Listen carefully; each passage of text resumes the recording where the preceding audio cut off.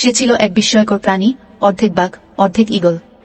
তার শরীর ছিল বাঘের মতো শক্তিশালী, আর পিঠে ছিল বিশাল ঈগলের ডানা। সুদূর এক অরণ্যে বাস করত এক অদ্ভুত প্রাণী, যার নাম ছিল অরিন। সে ছিল এক বিস্ময়কর সংকর প্রাণী, অর্ধেক বাঘ অর্ধেক ঈগল। তার শরীর ছিল বাঘের মতো শক্তিশালী, আর পিঠে ছিল বিশাল ঈগলের ডানা, যা দিয়ে সে আকাশে উঠতে পারত। অরণ্যের সকল প্রাণী তাকে শ্রদ্ধা করত, কারণ সে ছিল ন্যায়পরায়ণ এবং সাহসী। এই অরণ্যের সকল প্রাণী শান্তিপূর্ণভাবে বাস করত। হরিণেরা মাঠে খেলত, বানররা গাছে দোল খেত, আর পাখিরা মিষ্টি সুরে গান গাইত। কিন্তু একদিন হঠাৎ এক দুর্যোগ নেমে এলো।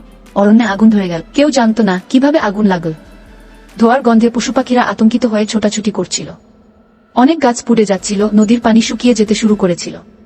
আর তখনই দেখা গেল এক ভয়ঙ্কর দৃশ্য। একদল শিকারী মানুষ অরণ্যে ঢুকে পড়েছে, আগুন লাগিয়ে পশুদের বের করে আনছে, যাতে তারা সহজেই ধরে নিতে পারে। সবাই তখন সাহায্যের জন্য অরিনের দিকে তাকাল। অরিন সঙ্গে সঙ্গে আকাশে উড়ে গেল।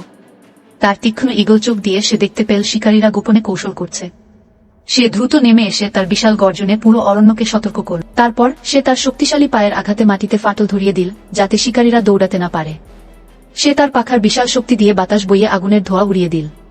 এরপর সে তার ধারালো থাবা দিয়ে শিকারীদের ফাঁদ কেটে দিল, যাতে কোনো পশু আটকে না থাকে। বাকি প্রাণীরাও একসঙ্গে ঝাঁপিয়ে পড়ল। বানররা লতাপাতা দিয়ে শিকারীদের চোখ থেকে দিল, হাতিরা তাদের পানি ছিটিয়ে আগুন নেভাতে লাগল, আর পাখিরা উড়ে গিয়ে শিকারীদের অস্ত্র ফেলে দিল জঙ্গলের গহীনে। শিকারীরা বুঝতে পারল এই অরণ্যের প্রাণীরা এত সহজে পরাজিত হবে না।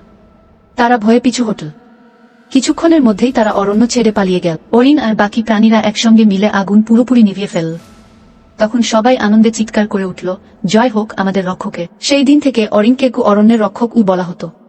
সে বুঝতে পারল শুধু শক্তি থাকলেই হয় না, একতা আর বুদ্ধির মাধ্যমে বড় বিপদকেও জয় করা সম্ভব। আর অরণ্য, সে আবার আগের মতোই সবুজ হয়ে উঠল, যেখানে পশু পাখিরা নির্ভয়ে আনন্দে বাস করতে থাকত।